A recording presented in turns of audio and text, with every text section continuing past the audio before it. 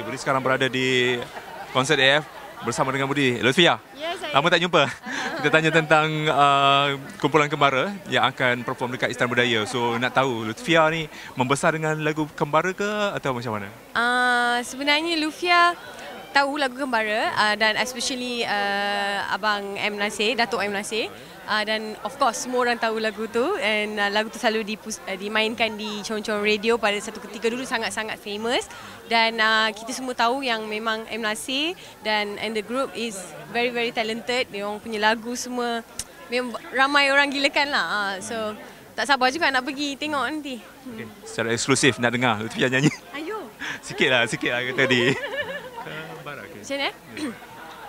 Kembara, wah sudah ku mengembara. Okey, nak lebih kita tengok di Istana Budaya bersama dengan kumpulan Kembara. Ya. Nak beli tiket tak? Nak beli tiket? InsyaAllah nanti kita beli ya. Lutfia nak beli, korang pun kena beli. Alright. Support. Okay.